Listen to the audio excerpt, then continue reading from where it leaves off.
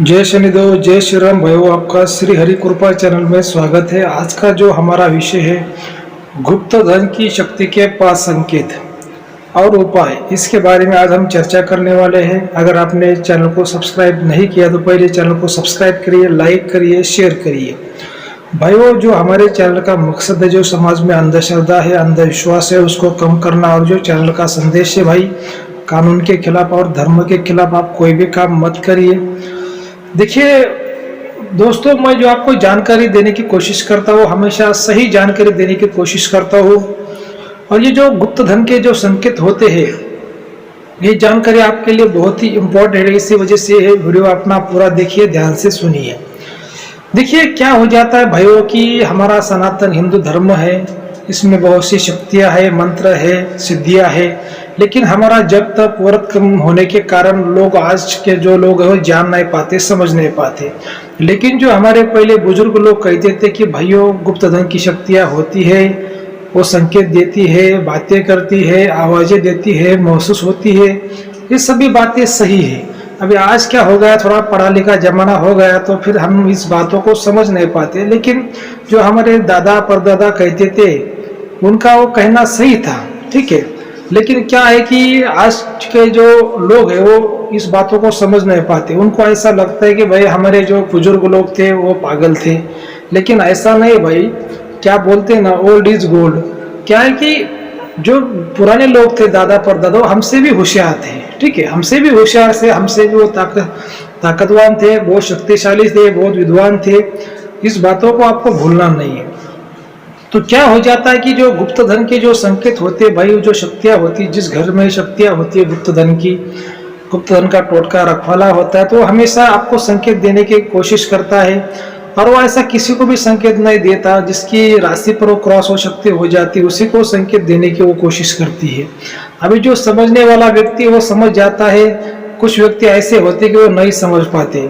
अभी जो लोग होते हैं उनके समझने में भी मतलब बहुत से प्रकार होते हैं। जैसे मान लीजिए भाई, कुछ लोगों को 10 साल पुरानी बात याद रहती है, 20 साल पुरानी बात याद रहती है। जो कुछ लोग होते हैं, उन्होंने सुबह क्या खाना खाया, कल क्या खाना खाया, वो भी उनको याद नहीं रहता। ऐसी बात है। जो शक्तियाँ देती है तो समझने वाला, अगर जानकार व्यक्ति तो बातों को समझ जाता है। लेकिन जो मैं आपको संकेत बताने वाला हूँ, तो इसके लिए क्या होता है भाई, अगर आप गुरु करते हैं, गुरु की सहायता लेते हैं, तो क्या है कि आप रियल में 100% सही जानकारी आपको समझ पाओगे।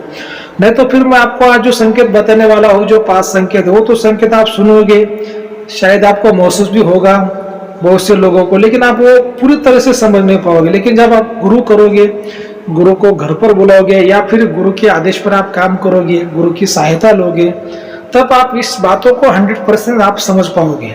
इस बात को आपको याद रखना है, ठीक है।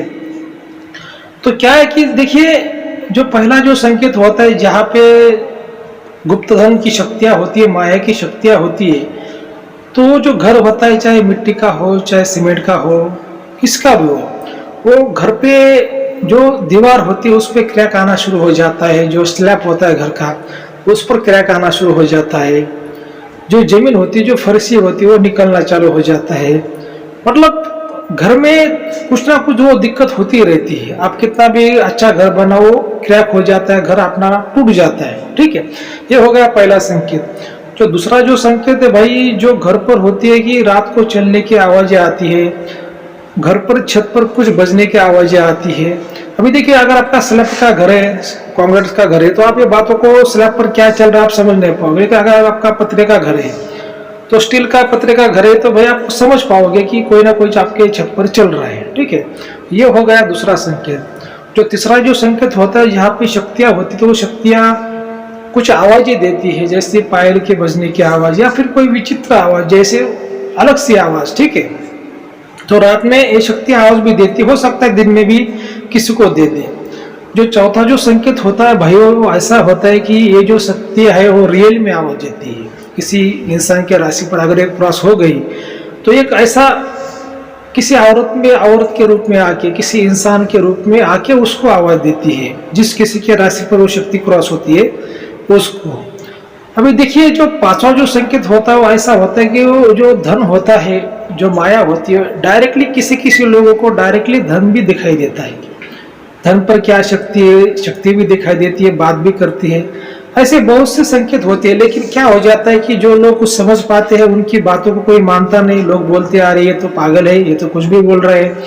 कैसा है कि आपका अगर घर का व्यक्ति है, आपको उसको संकेत महसूस हो रहे हैं, आपको कुछ वो बता रहा है, तो उनको समझिए, पहले उसकी बातों से आप ध्यान से सुनिए। क्योंकि क्या हो जाता है भाई, देखो आपके क्या हो जाता है कि आपको कोई संकेत मिलते हैं और आपके जो कुछ पड़ोसी लोग होते हैं, दोस्त लोग होते हैं, बोलते हैं अरे ऐसा तो कुछ नहीं है, ये तो कुछ नहीं है, ऐसा तो नहीं है। मतलब ये लोग क्या करते हैं कि हमारी बातों को समझ नहीं पाते। फिर इसमें क्या हो जाता है कि ये निगेटिव शक्तियां फिर आपका नुकसान करती है, काम धंधे में नुकसान करती है, घर में सुख शांति की कमी करती है। तो क्या है कि अगर ऐसी कोई निगेटिव शक्ति आपको परेशान कर रही है, आपकी मानसिक सुख शांति को कम कर रही है, तो किसी गुरु की पहले सहायता आपको लेना चाहिए। इस बात को आपको याद रखना है। आपको एक फॉर एग्जाम्पल देने के लिए एक मास्टर जी की मैं कहानी सुनाता हूँ। हमारा जो पुराना गांव था, तो उस गांव में एक मास्टर जी हुआ करते थे, जो हमेशा मेरे दादा गुरु को टोकते थे, बोलते थे ऐसा नहीं होता, वैसा नहीं होता, शक्तियाँ नहीं होती, और लोगों को भी बताते थे भाई डरने का नहीं, ऐसा नहीं वैसा नहीं। लेकिन जो मेरे दादा गुरु थे वो बहुत ही शांत थे, उनके पास बड़ी बड़ी विद्याएं थी, लेकिन वो किसी का भी नुकसान नहीं करते थे, चाहे उनका कोई दुश्मन भी हो। ठीक है, कभी भी उन्होंने किसी का नुकसान नहीं किया। लेकिन एक दिन क्या हुआ कि वो जो हमारा गांव था पुराना, वो गांव में आने के लिए 4-5 किलोमीटर पैदल चलना पड़ता था जंगल के रास्ते। तो एक दिन दादाजी हमेशा जंगल में जाते थे साधना करने के लिए। तो रात के 8 बजे दादाजी जंगल में साधना करने गए, और जो मास्टर जी थे उनको आने में शहर से देरी हो गए गाँव में। तो रात के 8 बजे उनको वो पैदल चल रहे थे जंगल से। तो उनको इतना डर लग रहा था कि वो राम नाम का जाप उन्होंने करना चालू कर दिया। तो दादाजी वहाँ पे साधना कर रहे थे काल भैरव की। उन्होंने सोचा भाई राम नाम का जाप ये जंगल में रात को 8 बजे कौन कर रहा है रे? राम नाम की तो साधना लोग दिन में करते हैं, रात में कौन कर रहे हैं? तो उन्होंने देखा कि जो मास्टर जी थे उनको इतना डर लग रहा था कि वो राम नाम का जाप के सहारे से वो चल रहे थे। तो फिर दादाजी ने क्या हुआ कि वो मास्टर जी आगे चल रहे थे और दादाजी उनसे कुछ बोलना चाहते थे, थोड़ी उनकी दोनों की दूरी थी, तो दादाजी भी उनके पीछे चल रहे थे। तो वो मास्टर जी को कुछ ऐसा महसूस हुआ कि उनके पीछे कोई व्यक्ति चल रहा है। तो वो इतने डर गए कि वो इतने दौड़ने लगे, भागने लगे कि सामने एक नाला था, वो नाले में गिर गए। तो दादाजी ने फिर उनको अंधेरे में आवाज दी कि भाई डरने की जरूरत नहीं, मैं हूँ, आप इतना क्यों भाग रहे? तब वो मास्टर जी ने देखा, उसको लगा यार ये तो दादाजी है। फिर वो दादाजी के सहारे घर पर उन गांव में रात को चले आए। लेकिन वो मास्टर जी को अपनी गलती का एहसास हो गया कि भाई दादाजी वो बोलते हैं, बात सही है कि आदमी भले ही दिन में कुछ भी बोल ले, लेकिन रात को आदमी को डर लगता है, और जो शक्तियां होती है वो भगवान की शक्ति से सहारे हम जी सकते हैं। तो ये ऐसी बातें होती है कि जो लोग जो होते हैं कुछ भी बोलते हैं, कुछ करते हैं अलग है, बोलते हैं कुछ अलग है, खाते कुछ अलग है। इसी वजह से किसी की बात नहीं माननी चाहिए। अपने दिल को जो सही लगता है आप वो करिए। अगर आपको कुछ संकेत महसूस होते हैं तो उसको पहले जानिए, किसी अच्छे गुरु की, सिद्ध पंडित की, गुरु की, तांत्रिक की, जो भी सिद्ध हो, ईमानदार हो, उसकी सलाह लीजिए।